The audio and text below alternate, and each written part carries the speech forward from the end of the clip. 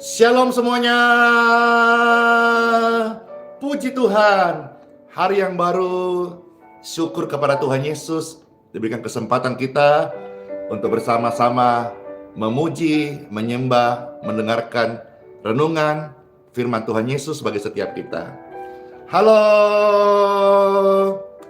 yang sudah gabung nih di TikTok, di Facebook, dan di YouTube. Puji Tuhan. Bagaimana kabar saudara hari ini? Bagaimana ibadah kita kemarin di gereja masing-masing? Saudara terberkati, saudara punya kesaksian, saudara punya pengalaman rohani yang baik, yang menguatkan. Silahkan tulis di kolom komentar. Nah, Pastor sekarang mau ajak kita untuk memuji Tuhan. Segala perkara kita serahkan kepada Tuhan Yesus. Biarlah masuk di hari yang baru, di minggu yang baru ini, kita percaya segala perkara kita dalam Tuhan, Tuhan pasti senantiasa beserta kita. Amin. Hore. Puji Tuhan. Pujian ini hadir pasti memberkati Bapak Ibu sekalian. Bila Tuhan yang buka pintu, percayalah Tuhan akan menemani kita melewati jalan itu. Puji Tuhan, terima kasih buat sudah bergabung bersama-sama. Dengarkan kata demi kata pujian ini. Saya berdoa mengalir kekuatan dari surga dan kesembuhan ilahi bagi Bapak Ibu terkasih. Puji Tuhan. Segala perkaraku ku serahkan padamu, Yesus pembelaku.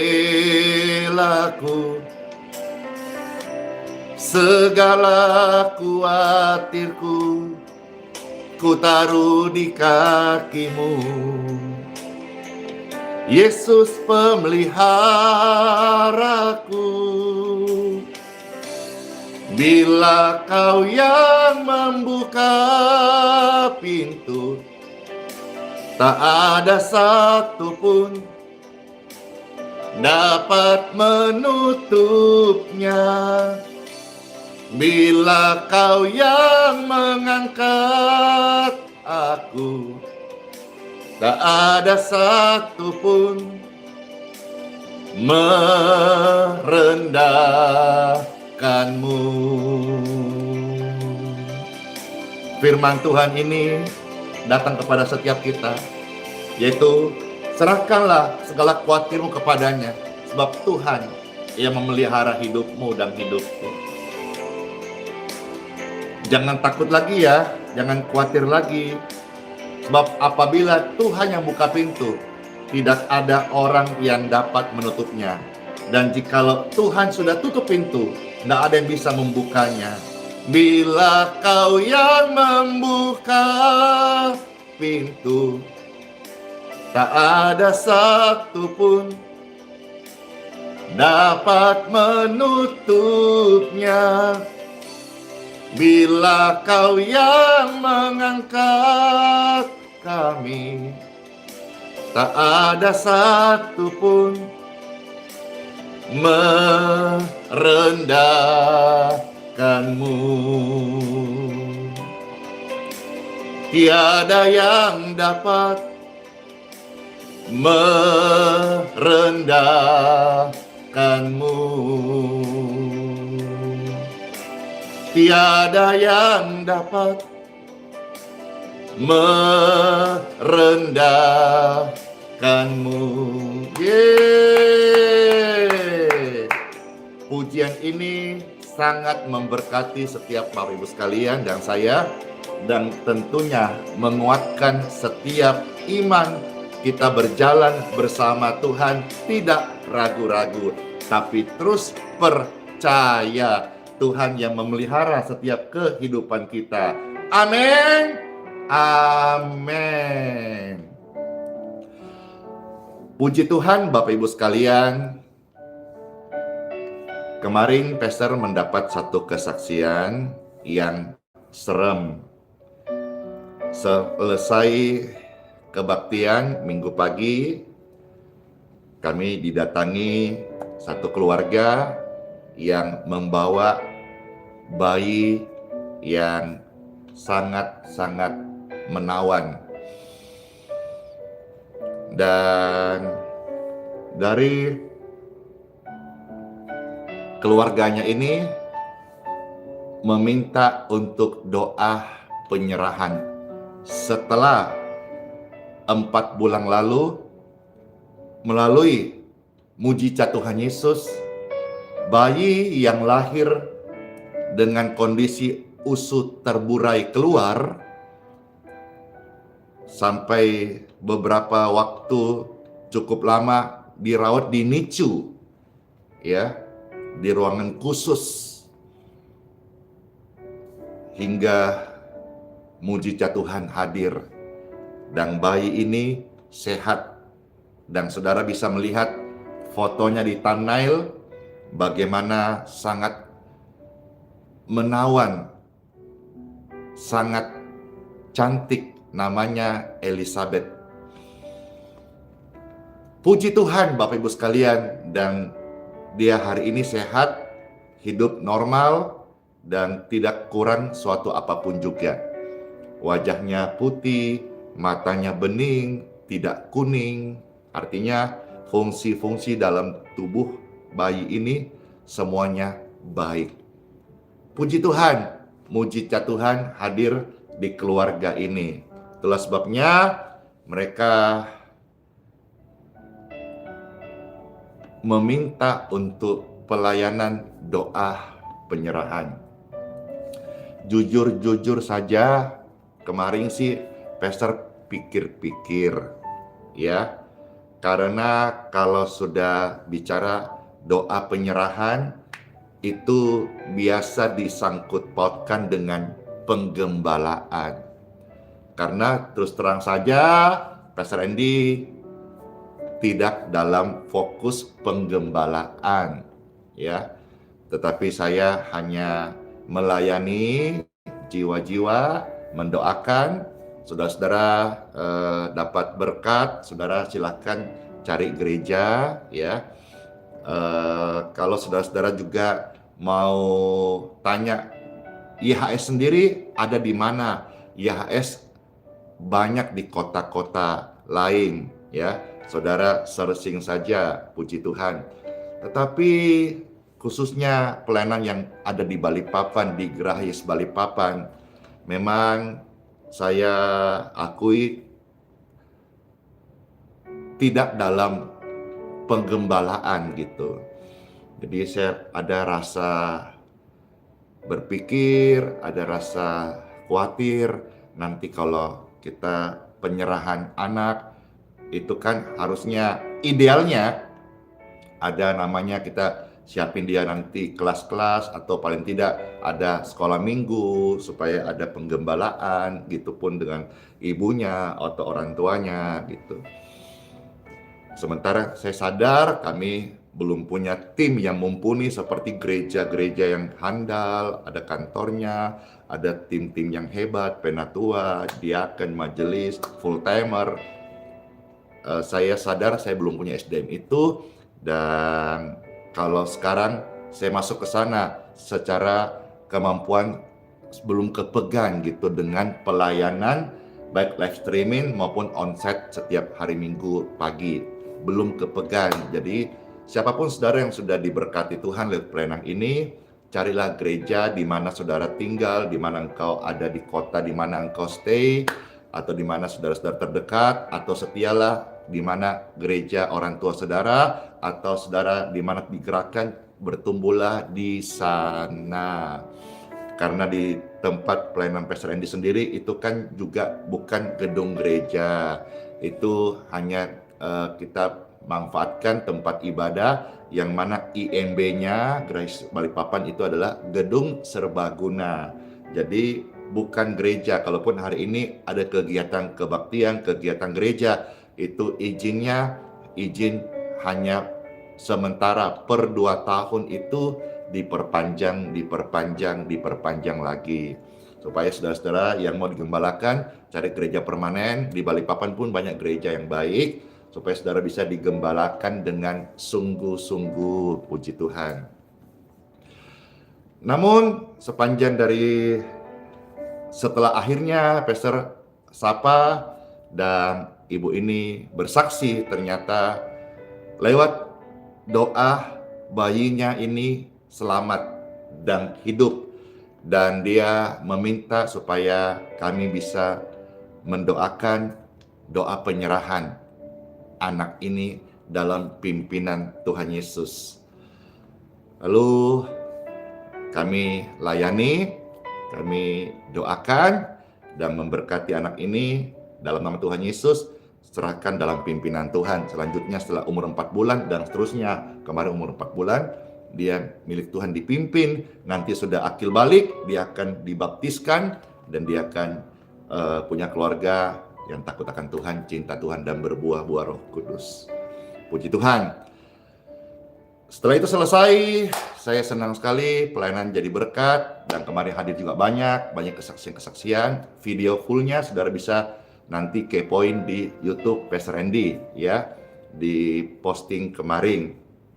Puji Tuhan, Bapak Ibu sekalian yang terkasih. Setelah itu akhirnya sepanjang dari kemarin sore, malam, sampai subuh tadi, saya bergumul, akhirnya dapat sebuah pengertian, dan saya mau sharing ini. Saya harap sharing ini bisa menjadi sebuah penekanan penting di dalam keimanan kita, khususnya saudara-saudara, keluarga-keluarga orang percaya, bahwa pentingnya yang namanya doa penyerahan anak, ya. Makasih.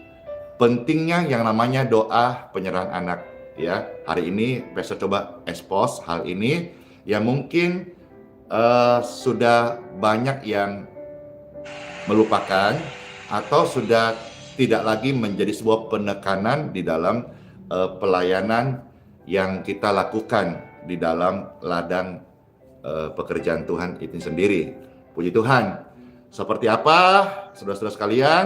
Ya, kita akan dengar sebentar seberapa Pastor bisa akan sampaikan.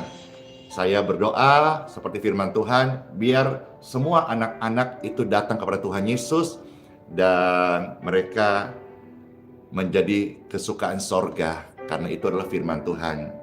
Baik, akhirnya setelah saya bergumul sejak kemarin sore sampai tadi subuh, ya, saya sampaikan ini bahwa pentingnya penyerahan anak. Kalaupun setelah renungan ini akan banyak orang tua yang meminta untuk pelayanan ini mendoakan anaknya dalam doa penyerahan, ya, kita tetap akan bantu sekalipun kita tidak menggembalakan, ya.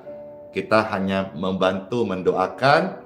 Nanti jika diperlukan, kami dari pelayanan YHS juga bukan hanya mendoakan, tetapi ini setelah saya renungkan, akhirnya kami juga akan memberikan akte, ya, akte penyerahan anak. Artinya pelayanan YHS sendiri menyiapkan akte penyerahan anak. Artinya pelayanan penyerahan anak juga adalah sama pentingnya dengan pelayanan yang lain.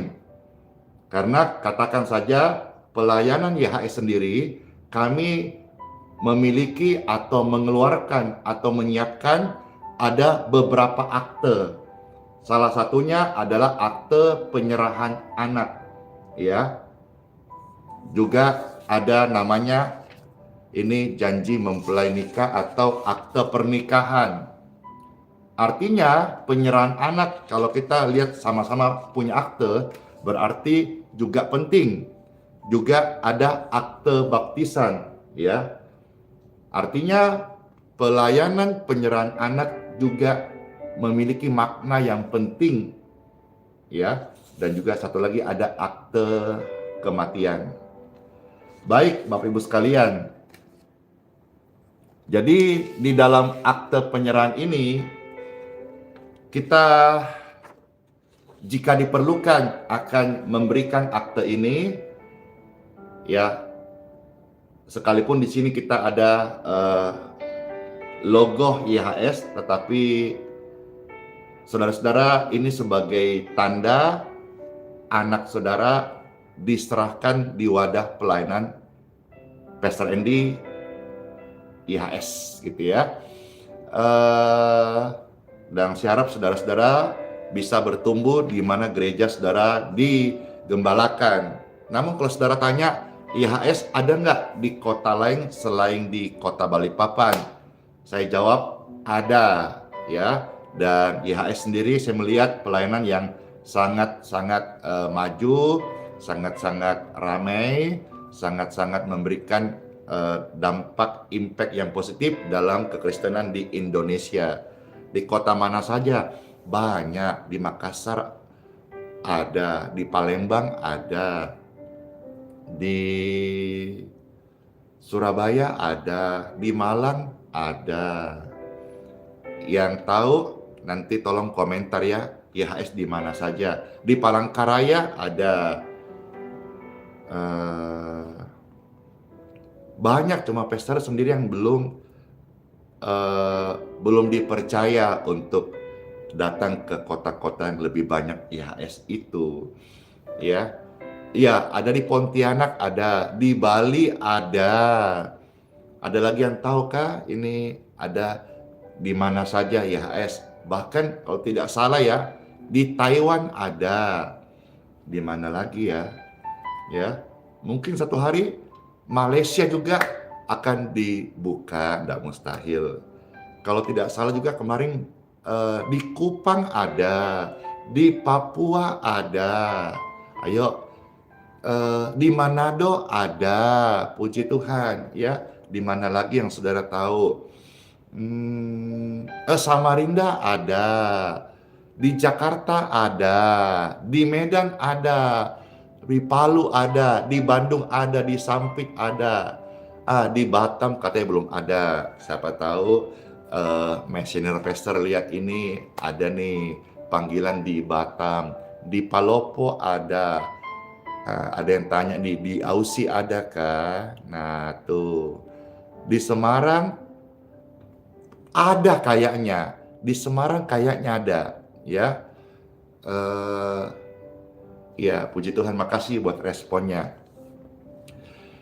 Ya, baik, nanti langsung aja banyak pertanyaan. Nah, sekarang Pastor mau ajak kita lihat beberapa bagian firman Tuhan tentang makna penyerahan anak atau pentingnya pelayanan doa penyerahan. Ya, baik itu saya harap admin YHS bisa melihat ini di TikTok, di Facebook, di YouTube. Kalau TikTok sih nggak menyimpang ya, habis live langsung hilang. Kalau Facebook dan YouTube ini menyimpang. Saya harap admin YHS melihat komentar-komentar ini dan tolong menjawabnya. Ada yang tanya di kota ini di mana, di kota ini di mana. Ada yang tanya bahkan di Belanda bagaimana. Wah, ini sebuah panggilan misi dong ke bangsa-bangsa. Puji Tuhan. Baik, Bapak Ibu sekalian, sekarang yuk kita ambil waktu singkat. Saya coba seberapa bisa membuka ayat-ayat firman Tuhan. Kalau tidak selesai, coba kita lanjutkan besok. Ya, di Time for Bible. Dalam nama Bapa, Putra, dan Roh Kudus. Amin. Amin, amin, amin, amin. Iya, terima kasih terus saudara atas komentarnya. Puji Tuhan, nanti offline Pastor baca-baca ya. Saya harap juga sekali lagi admin YHS ya bisa membaca-baca pertanyaan itu dan juga bisa tolong menjawabnya. YHS di kota mana saja dan di mana alamatnya. Siapa tahu ada Bapak Ibu sekalian yang terkasih, pemirsa yang lihat live streaming ini mau coba-coba datang ikut ibadah. Puji Tuhan, senang banget pastinya. Iya, bisa cari di Google. Makasih. Yuk kita melihat firman Tuhan hari ini. Kayaknya kita akan lihat beberapa bagian cukup panjang, makanya kalau tidak bisa Pastor selesaikan hari ini karena waktu, nanti kita lanjut besok ya. Yang pertama-tama kita akan melihat Injil Lukas pasal yang kedua ya. Ayat 21 sampai dengan ayat 22. Injil Lukas pasal 2 ayat 21 sampai 22. Selamat mendengarkan firman Tuhan. Tuhan Yesus memberkati. Lukas pasal 2 21 sampai 22. Demikianlah firman Tuhan.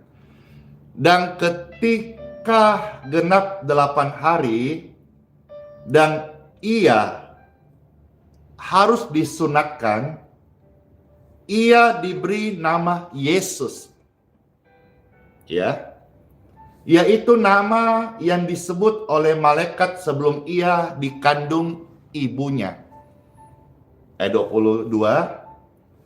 Dan ketika genap waktu pentahiran menurut hukum Taurat Musa, mereka membawa dia ke Yerusalem untuk apa? Untuk menyerahkannya kepada Bapa, kepada Elohim, kepada Adonai. Jadi kita melihat di sini dari 2 ayat ada 2 peristiwa. Yang pertama sunat, yang kedua penyerahan, atau pastor sebut istilah penyerahan anak, atau umumnya di gereja-gereja sebagian besar dengan istilah doa penyerahan anak. Ya. Jadi supaya kita sama-sama bisa paham, saya coba singgung sedikit soal sunat. Sunat itu memang adalah aturan di hukum Taurat atau di Perjanjian Lama. Ya. Sunat itu dalam Perjanjian Lama adalah bicara soal pentahiran, ditahirkan. Ya, puji Tuhan Bapak Ibu sekalian. Jadi Tuhan Yesus saja umur 8 hari itu diserahkan oleh seorang yang saleh bernama Simeon. Ini Simon, yang serahkan itu adalah Simeon. Iya. Bapak Ibu terkasih, ya. Nah, kita masuk sedikit di bagian sunat. Memang di dalam Perjanjian Lama atau hukum Musa atau yang mereka terapkan oleh orang-orang Israel waktu itu, sunat itu bicara soal pentahiran, Bapak Ibu sekalian. Baik. Nah, tetapi kalau orang berkata, Yesus aja disunat, harusnya orang Kristen semuanya kudu disunat. Iya, tetapi kita juga harus melihat di dalam teks Perjanjian Baru sendiri yang dibawa oleh rasul-rasul atau murid-murid Kristus. Ya, sejak Kristus mati di kayu salib, simbol atau pentahiran itu bukan lagi berdasarkan sunat dengan dipotong gitu ya, lalu menjadi tahir. Tidak. Sejak Kristus mati di kayu salib, pentahiran atau pengudusan kita atau orang-orang yang percaya kepada Tuhan Yesus bukan lagi karena sunat, tetapi karena darah Yesus. Memang sebelum zaman Tuhan Yesus mati di kayu salib, sunat adalah simbol pentahiran. Tetapi sejak Kristus mati di kayu salib, maka tidak ada lagi korban yang lebih kudus, yang lebih suci, yang lebih agung, yang satu kali untuk selama-lamanya, yang mentahirkan manusia. Bahkan kalau kita melihat Galatia pasal 3:13, di situ juga kutuk dipaku di kayu salib.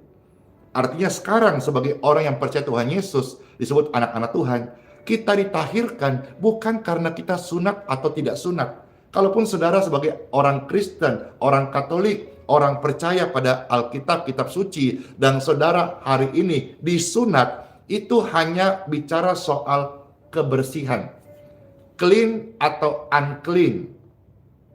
Tapi bukan lagi kita beriman tentang pentahiran. Kalau tidak sunat kita menjadi najis, kalau sunat kita menjadi tahir.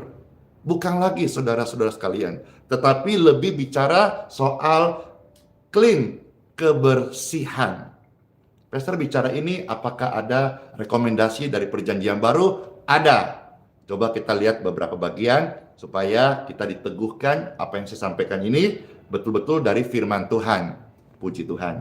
Jadi saya mau tekankan dulu bahwa pentahiran kita hari ini bukan lagi masalah saudara sunat atau tidak sunat. Kira-kira sama dengan istilah kalau saudara melihat Imamat pasal 11. Di sana ada soal makanan, tahir atau tidak tahir gitu ya.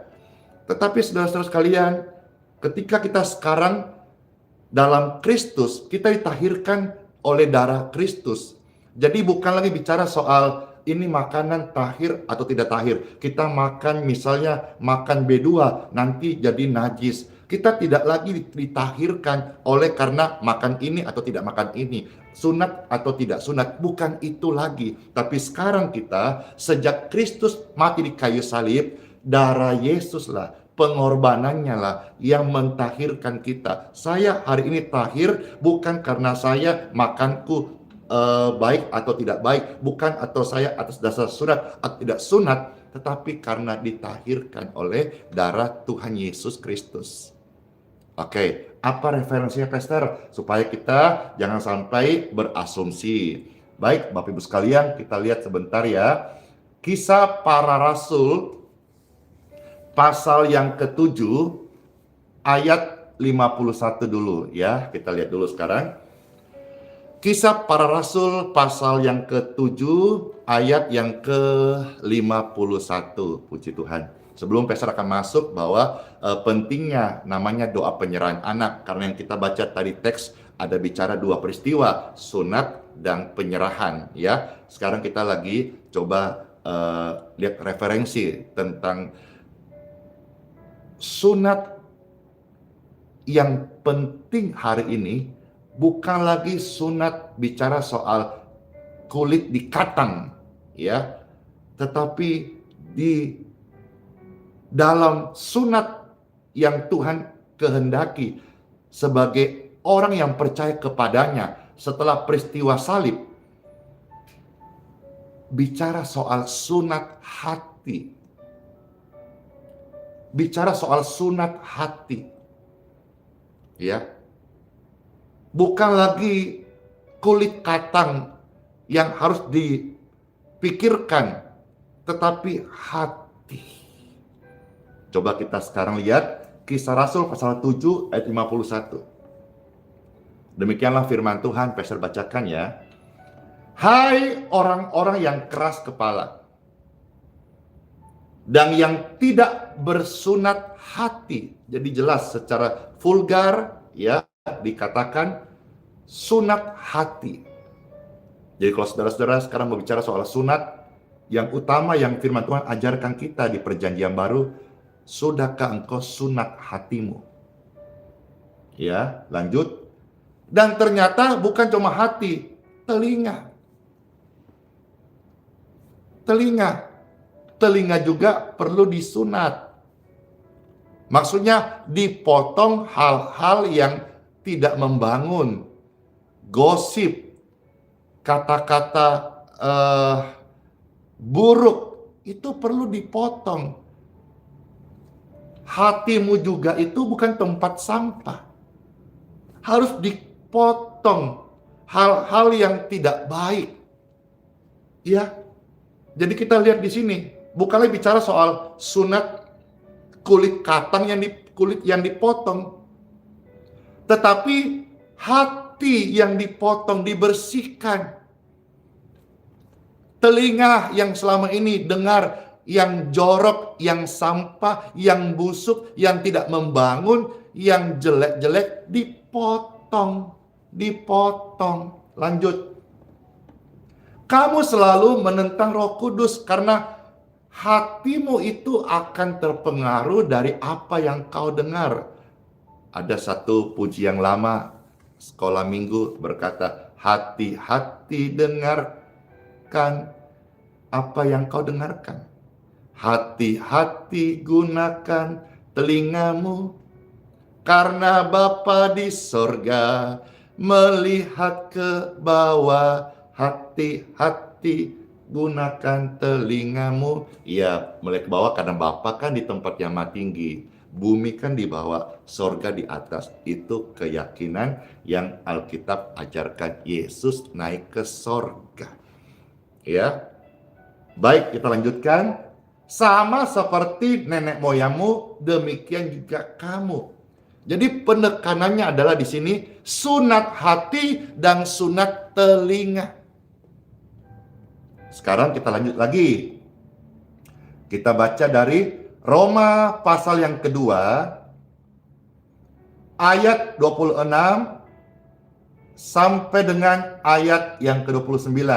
Kita selesai ayat-ayat ini tentang sunat, ya. Ini sebetulnya ada referensi yang lain, tetapi Pastor kasih dua saja dari Kisah Para Rasul dan Roma, ya, untuk kita bisa sedikit meng-spill lah tentang sunat. Karena kadang-kadang ada orang-orang yang mungkin kurang paham atau belum pernah dengar ini, sehingga ketika ada yang bertanya, Tuhan Yesus saja disunat, masa kamu pengikutnya tidak disunat? Lalu akhirnya perkataan itu menghakimi kita. Lalu kita mulai merasa sebagai orang Kristen, kalau disunat puji Tuhan, kalau tidak disunat sepertinya engkau tidak bersih, seperti engkau najis, seperti engkau tidak layak. Itu yang saya mau patahkan di sini. Karena pentahiran kita, layaknya kita, pengudusan kita tidak lagi tergantung titiknya atau legal standingnya pada sunat atau tidak sunat, tetapi darah Yesus. Peristiwa salib itu yang mentahirkan kita. Iman kepada Tuhan Yesus, bukan kepada perbuatan melakukan hukum Taurat. Baik, Roma pasal 2 ayat 26 sampai ayat yang ke-29. Selamat mendengarkan firman Tuhan ini. Jadi, jika orang yang tak bersunat memperhatikan tuntutan-tuntutan hukum Taurat, ya, tidakkah ia dianggap sama dengan orang yang telah disunat? Karena bicara soal kebenaran pentahiran itu hati yang percaya kepada Tuhan Yesus. Mulut yang mengaku, hati yang percaya, mereka ditahirkan, mereka dikuduskan, mereka dilayakkan. Jadi jika orang yang tak bersunat memperhatikan tuntutan-tuntutan hukum Taurat, tidakkah ia dianggap sama dengan orang yang telah disunat? 27. Jika demikian, maka orang yang tak bersunat tetapi yang melakukan hukum Taurat akan menghakimi kamu yang mempunyai hukum tertulis dan sunat. Tetapi yang melanggar hukum Taurat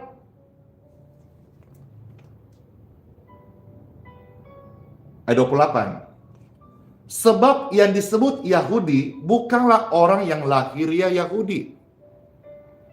Dan yang disebut sunat bukanlah sunat yang dilangsungkan secara lahiriah.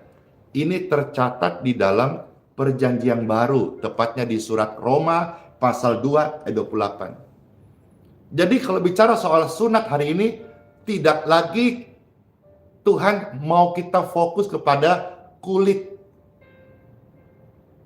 Potong sedikit bagian kulitnya.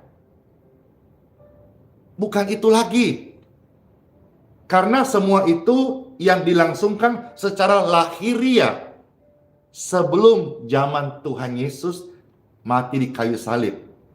Zaman dulu orang pentahirannya 1 tahun 1 kali, ya, dari kurban, ya, yang mereka bawa kepada imam-imam. Yang diperiksa bukan orang dosanya apa, tapi yang diperiksa kurbannya. Setahun sekali.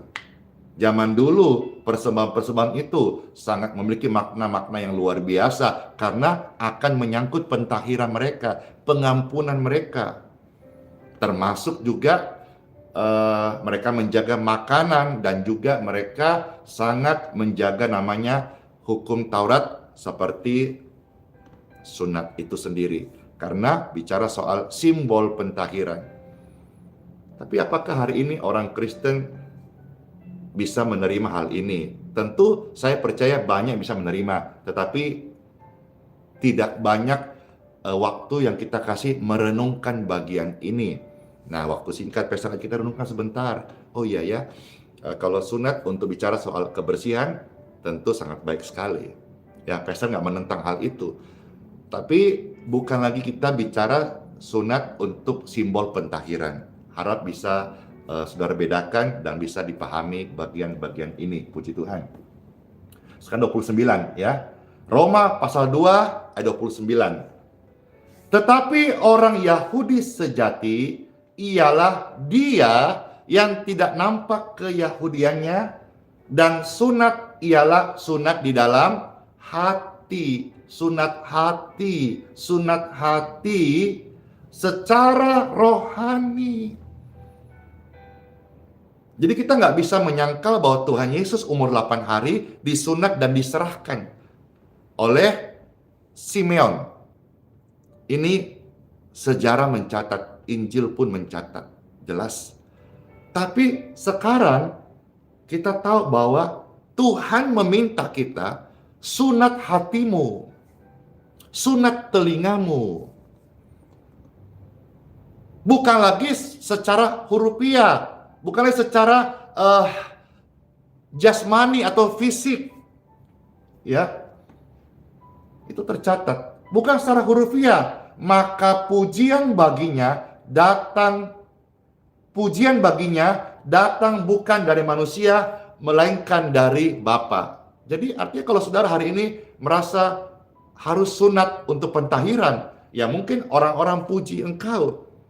Tapi persoalannya adalah sebagai anak Tuhan, sebagai hamba Tuhan, sebagai orang Kristen, kita tidak lagi mencari pujian dari manusia. Saya betul-betul hari ini fokus hal ini. Berkali-kali saya Tuhan izinkan ada di namanya ujung hidup dan masuk ke maut. Maka saya menghargai setiap hari, setiap pelayanan yang Tuhan berikan.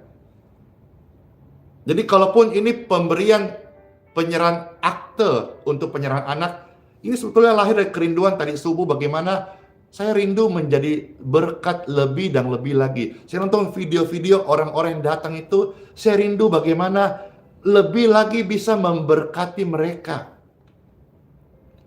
Maka saya sedih sebetulnya, bercampur rada kesel. Ya. Saya singgung sedikit ini soal penipuan. Ya. Karena beberapa hari ini sampai kemarin saya banyak mendapat chat dimaki-maki orang, dimarah-marah orang.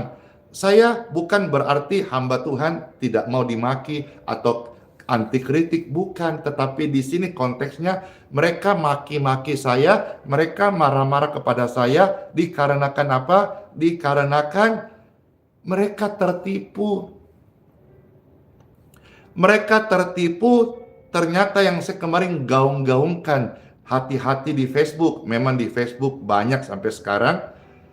Ternyata juga yang sudah saya pernah lihat, saya pernah sudah spill, saya pernah juga tahu di TikTok sendiri, itu ada akun yang namanya persis, ya, sama-sama dia buat akun Pastor Andi Simon.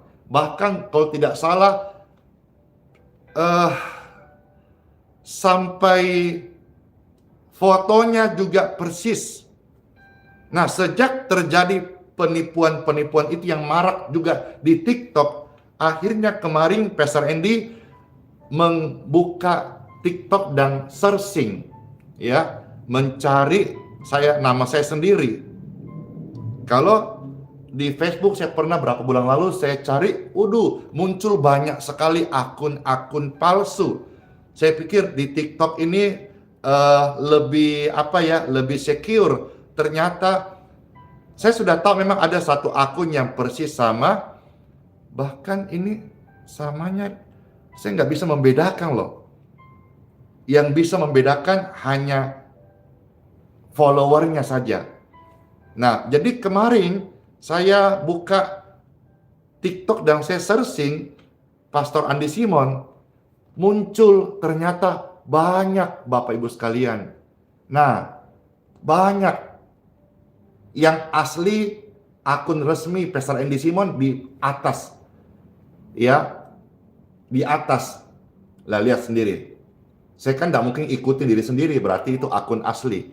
Dengan jumlah pengikutnya itu sekarang 275,1K, berarti sekitar 275.000. Nah, kalau nama bisa disamakan, saya heran juga kok akun bisa memplagiat sama ya. Kalau di Facebook kadang-kadang ada yang pakai pastur atau R-nya 2 atau pakai titik spasi. Ini kok rasanya sama.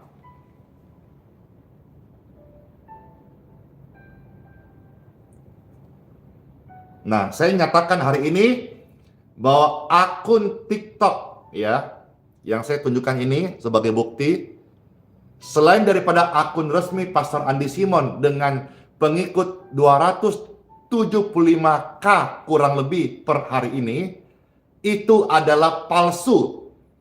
Dan sekarang saya bisa dengan tegas mengatakan dengan bukti yang ada, akun di luar daripada resmi Pastor Andi Simon yang TikTok itu diduga kuat oknum penipuan.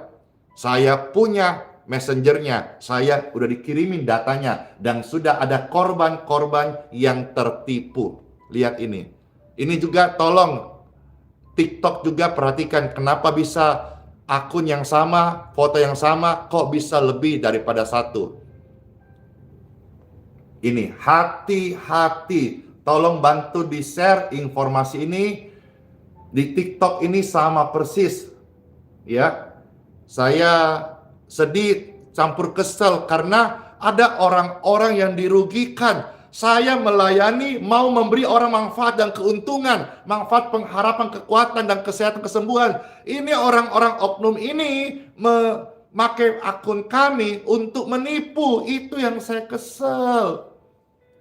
Dan yang lebih sedihnya lagi, ada orang-orang kasihan di kampung. Kemarin saya dapat, akhirnya saya video call, saya minta maaf. Dia akhirnya sedih, akhirnya dia berkata terima kasih. Tadinya sempat kesel juga, dia bilang ini, dia seolah-olah saya penipunya. Akhirnya kami video call, Dek, maafkannya atas hal itu, tapi itu akun palsu. Akhirnya kami sudah video call.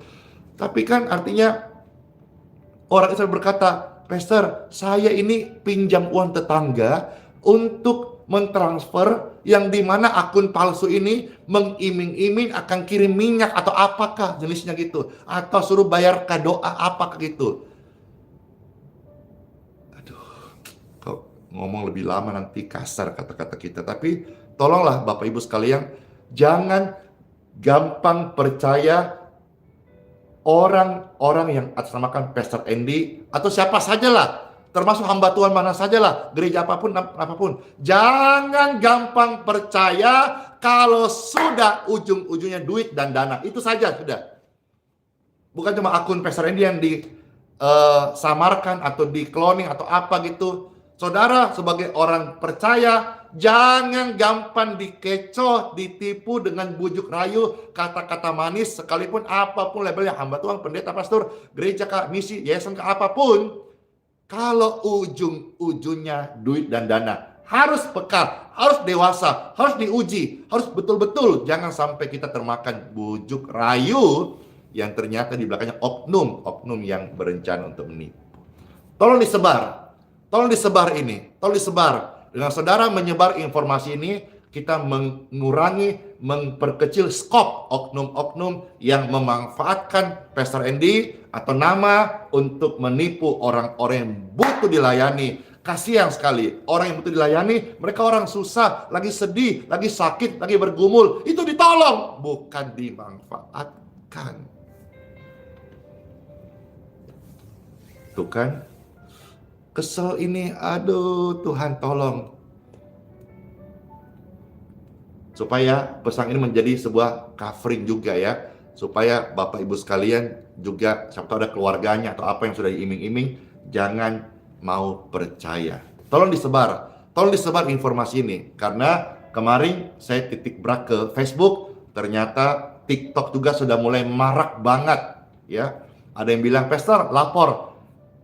Saya pernah pikirkan dan tim kami pernah coba untuk diskusi, tetapi tidak bisa karena laporan itu harus langsung yang yang korban gitu. Misalnya saudara ada yang sudah pernah korban kena tipu dari oknum ini yang kopi-kopi atau pakai akun palsu. Pastor Andy, engkau bisa melaporkan karena engkau yang korban langsung. Baik itu bukti cek yang kau lampirkan, nomor handphone yang kau lampirkan, nomor rekeningnya si penipu engkau lampirkan, bisa. Kalau pastor tidak bisa gitu kira-kira. Ya udah, kita lanjut lagi. Jadi jelas tadi ya, bagian daripada yang pertama kita lihat sunat, kita sudah sedikit banyak paham. Mungkin saudara belum bisa paham sepenuhnya, nanti bisa bantu ke gereja di mana saudara digembalakan, di tempat saudara pasti akan dijelaskan lebih detailing lagi tentang sunat hati ataupun makna pentahiran dalam iman Kristen itu sendiri. Puji Tuhan. Sekarang kita maju ya, 2 ayat lagi ya.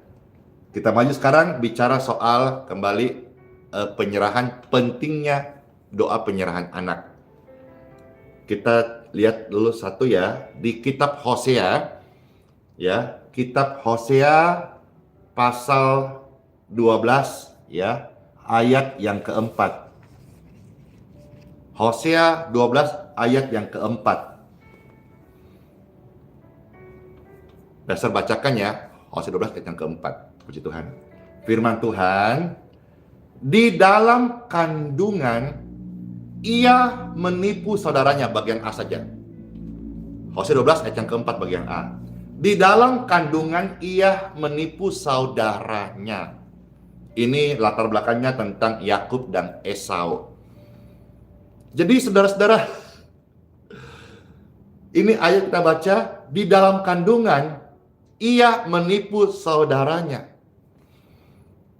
Hari ini lagi viral pernyataan singkat ya. Kita lagi tunggu video klarifikasi barangkali dari Bapak Prof. Mahfud MD, yang dimana beredar rame di media sosial.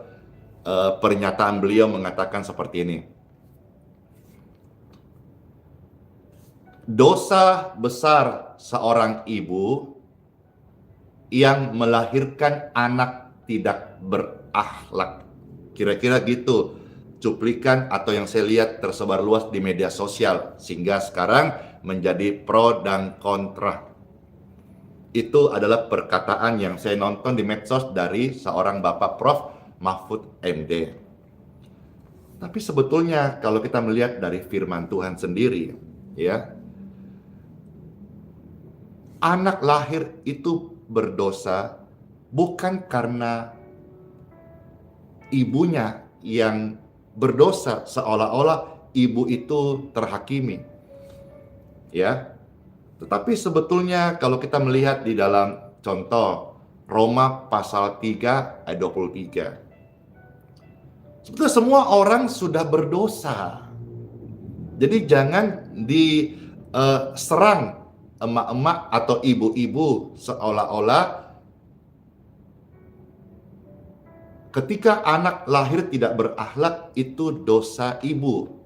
Sebetulnya yang Alkitab ya, saya di sini tidak ada dalam bicara soal politik, tapi saya sedang coba memberikan firman Tuhan kepada kita sekalian, bahwa sebetulnya semua manusia itu menurut kitab suci memang sudah berdosa gitu. Dosa dari Adam dan Hawa. Maka kita butuh juru selamat. Kita butuh yang bisa mengampuni dosa. Ya, kita butuh darah Yesus. Kita butuh pengorbanan Kristus itu loh. Jadi jangan sampai kita mentitik beratkan seolah-olah eh, emak-emak atau ibu itu yang andilnya paling besar gitu.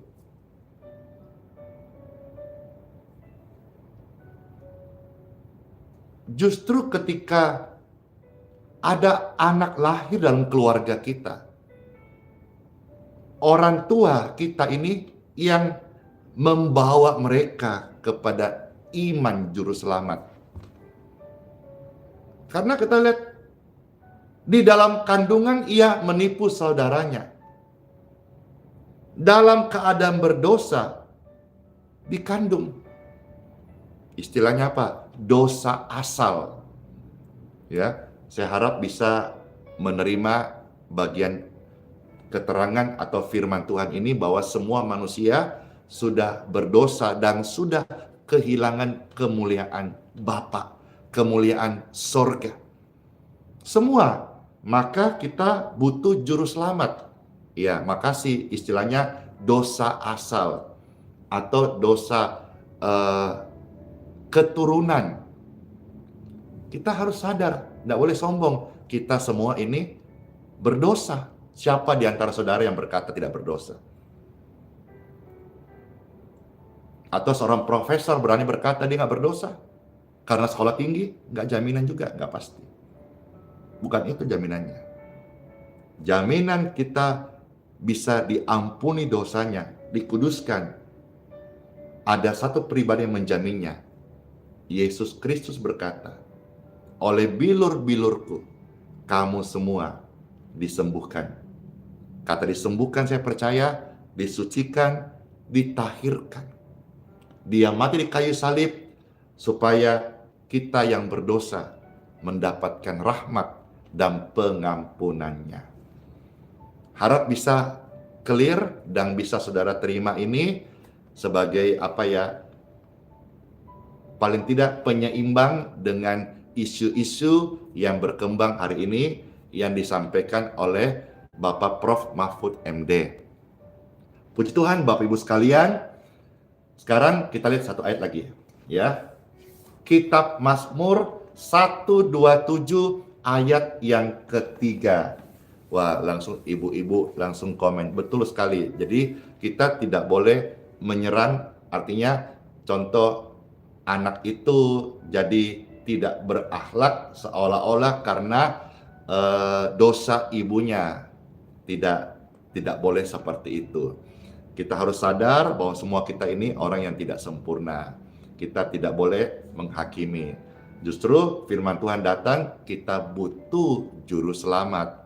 Puji Tuhan. Dan juru selamat yang Alkitab ajarkan dan saya imani hanya satu.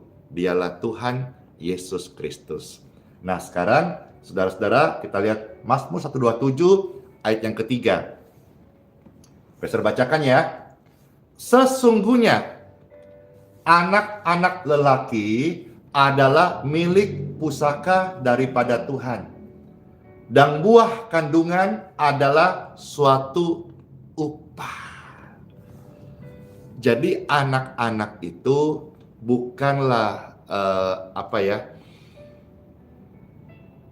beban. Anak-anak itu yang lahir dalam keluarga kita itu adalah upah. Sama-sama katakan, anak adalah upah. Upah itu apa ya? Upah itu kan berkat. Upah itu apa? Misalnya ada orang kerja dapat upah, berarti yang dia cari kan? Jadi anak itu yang dicari, anak itu upah, anak itu berkat.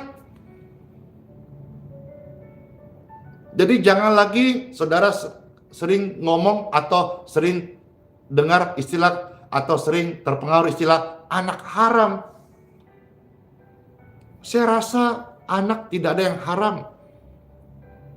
Kalaupun yang salah orang tuanya, mungkin ada hubungan di luar pernikahan yang kudus. Tapi anak itu adalah upah. Dengarkan baik saudaraku.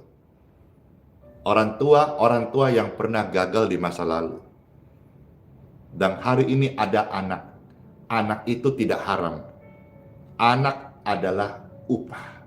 Sekali lagi, orang tua kita, Bapak Ibu terkasih, di masa lampau, di masa lalu, di masa muda, di hari-hari kemarin, pernah buat kesalahan, gagal, aib. Ada anak itu tidak haram. Anak itu adalah berkat. Puji Tuhan Bapak Ibu sekalian. Maka saudara, setelah kita tadi cukup panjang dengar Pastor baca beberapa bagian firman ini, marilah hati kita bisa paham bahwa pentingnya ada yang namanya pelayanan doa penyerahan anak. Wah, setelah Pastor sampaikan ini, kayaknya akan banyak yang datang ini, orang tua untuk meminta pelayanan penyerahan anak. Ya, dari pergumulan kemarin sampai tadi subuh, akhirnya saya nyatakan, ya Tuhan, saya siap. Kalau Engkau percaya, saya mau tumpang tangan kepada anak-anak, biar mereka dalam doa kita minta pimpinan Tuhan, dan kita declare anak-anak itu menjadi milik Tuhan Yesus Kristus, dipimpin oleh Roh Tuhan, dan ketika dia akil balik, dia akan dibaptis, dan dia akan melayani Tuhan, dan jadi berkat untuk menyatakan kemuliaan Tuhan Yesus. Di akte ini sendiri Bapak Ibu sekalian, ya, kita tulis dari Injil Matius 19 ayat 14, ya. Di sini kita kasih dalam terjemahan Indonesian Modern Bible dengan tulisan perkataan Tuhan Yesus, biarlah anak-anak kecil itu datang kepadaku, dan janganlah kamu melarang mereka, sebab milik orang-orang yang seperti inilah kerajaan sorga. Kiranya pelayanan ini bisa menjadi berkat buat saudara keluarga, dan saudara-saudara mungkin yang juga kemarin merasa gagal dalam keluarga, ada intimidasi, dan kau merasa anakmu ini anak haramkah atau apakah, dengarkan, anak itu tidak ada yang haram.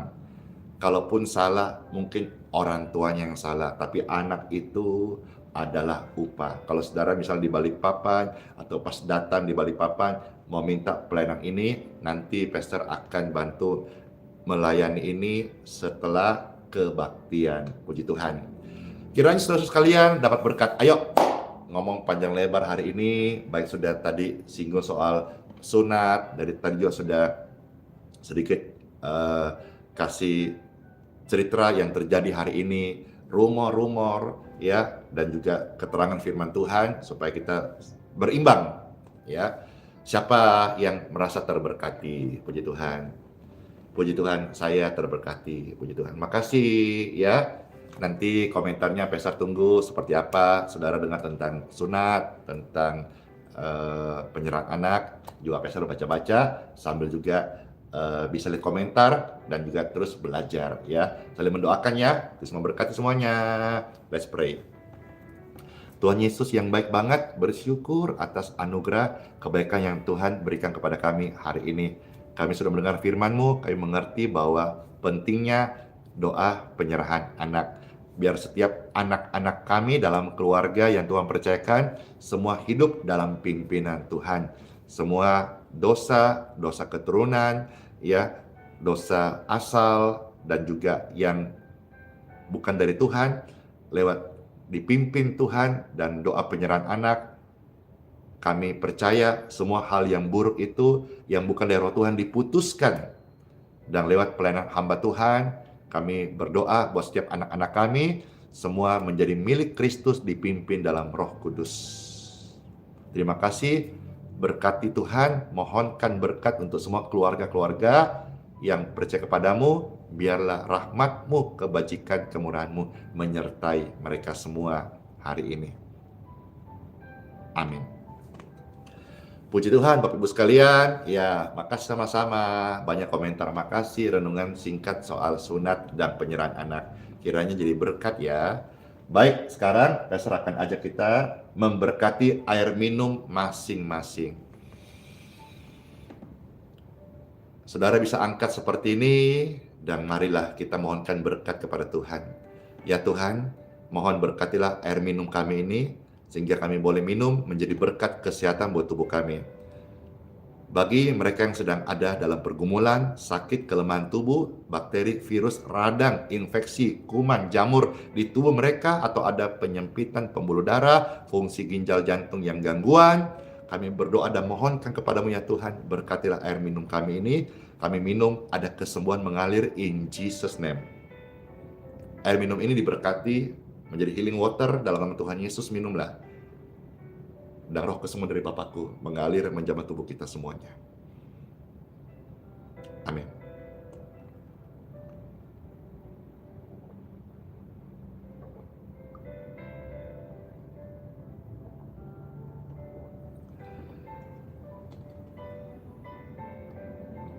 Puji Tuhan, puji Tuhan, puji Tuhan.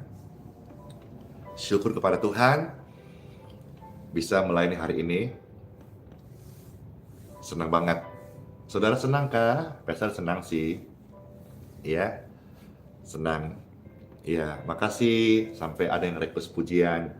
Request pujian kalau ada dibawakan. Kalau tidak ada, ya maaf belum bisa dibawakan. Makasih. Siapa yang senang nih? Ya. Wah, rame nonton. Nontonnya di Facebook hampir 5.000, yang di YouTube 3.000 lebih, senang banget. Yang di TikTok ini 1.200 orang. Puji Tuhan, hore. Boleh nggak sebelum Pastor close ini, Bapak Ibu tap-tap layar di TikTok, tap-tap layar, biar live-nya di hari berikutnya lebih meriah lagi. Puji Tuhan, di tap-tap layar. Tap-tap layar gratis ya. Pastor Randy tidak minta gift. Kalau saudara terberkati, cukup tap-tap layar saja. Bisakah sampai tembus 500k yang like-nya? Amin. Kalau bisa puji Tuhan, tidak bisa nggak apa-apa juga. Yang di Facebook, saudara senang terberkati, bisa di follow di halaman Pastor Randy Simon. Ya, juga bisa di-share ke teman-teman di grup-grup di Facebook. Terima kasih banget. Semakin banyak nonton ya sebagai penyemangat aja sih buat kami yang melayani. Artinya pelayanan ini bisa menjangkau lebih luas orang. YouTube hari ini keren banget, penontonnya 3.000, biasanya 2.000-an. Puji Tuhan. Saya harap yang disampaikan ini bisa diterima dengan baik dan jadi berkat. Tidak bermaksud untuk menyerang siapapun, juga tidak bermaksud untuk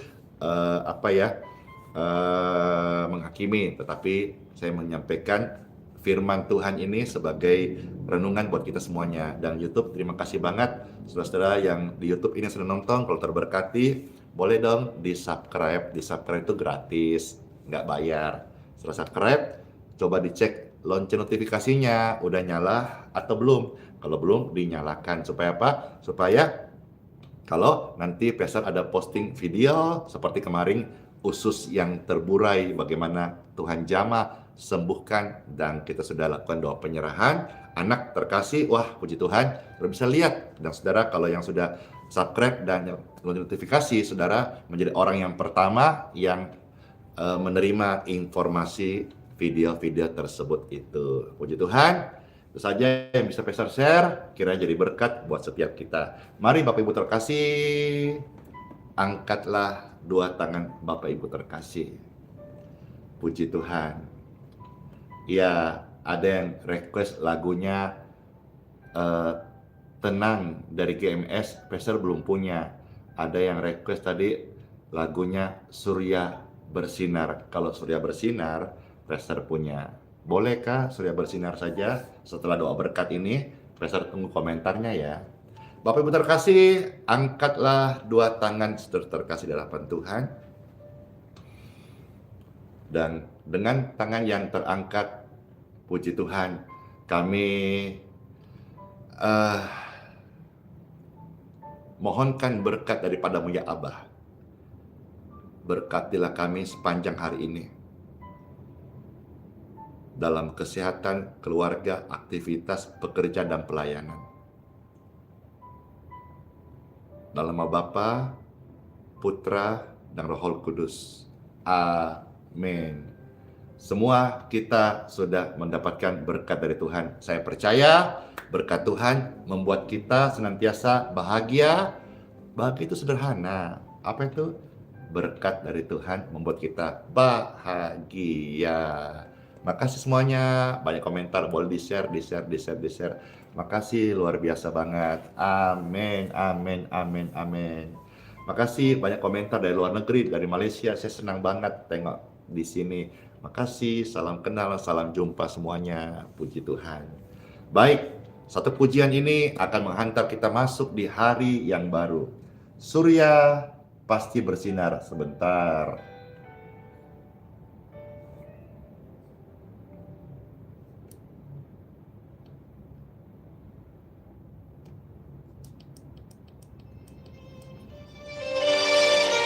Pujian ini pasti deh memberkati Bapak Ibu sekalian.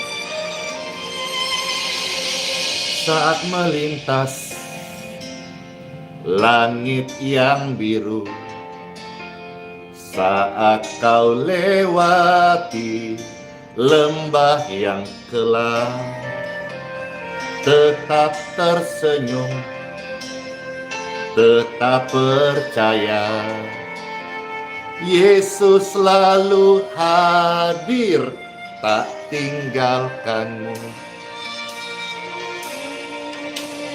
Surya bersinar di balik awan, Yesus setia, tak tinggalkanmu.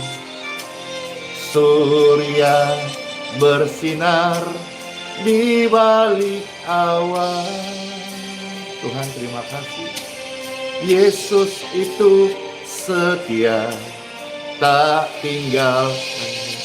Saya percaya banget lewat pelayanan ini banyak antara saudara-saudara sekalian yang menerima kesembuhan ilahi. Siapa yang merasakan dia mengalami jamaan Tuhan, tubuhnya diberkati.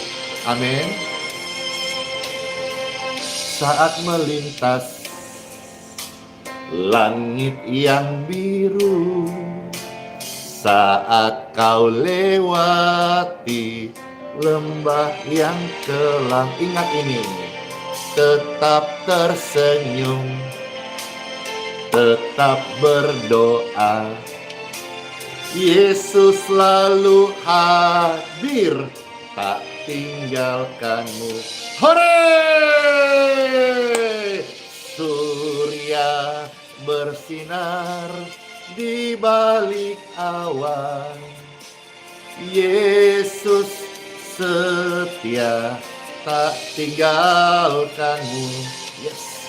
Surya bersinar di balik awan, Yesus setia, tak tinggalkanmu. Tuhan, ya Tuhan Yesus, Engkau sangat baik. Kesetiaan-Mu Tuhan nyata hidup kami. Kami hidup, kami percaya Tuhan selama-lamanya Engkau tidak pernah meninggalkan kami. Janji-Mu, ya surya pasti bersinar. Percaya deh, amin. Surya bersinar di balik awan. Katakan, Yesus setia, tak tinggalkanmu. Surya bersinar di balik awan, Yesus setia, tak tinggalkanmu. Yesus setia, Yesus hadir, Yesus ada, tak tinggalkanmu. Kalau Pastor Andy habisin mau pamit dulu ya, tapi Yesus Kristus setia, tidak pernah tinggalkan kita sampai selama-lamanya. Kalau saudara senang, setiap pagi Pastor selama masih Tuhan kasih kesehatan, umur panjang, hadir di TikTok, di Facebook, di YouTube setiap pagi jam 6.05. Saya berdoa saudara terberkati dan sebelum aktivitas masuk pagi-pagi, mau ikut live streaming di hari esok. Puji Tuhan, terima kasih. Bless you semuanya. Sampai ketemu besok lagi. Dadah. Oh iya, semua sehat-sehat dan panjang umur. Ingat ya, sola fide. Apapun yang kita alami, hiduplah oleh iman. Hidupi imanmu. Immanuel, Tuhan Yesus sayang kita semuanya dan sertai. Sampai selama-lamanya. Bless you. Dadah. Kiss back. Door closing ya.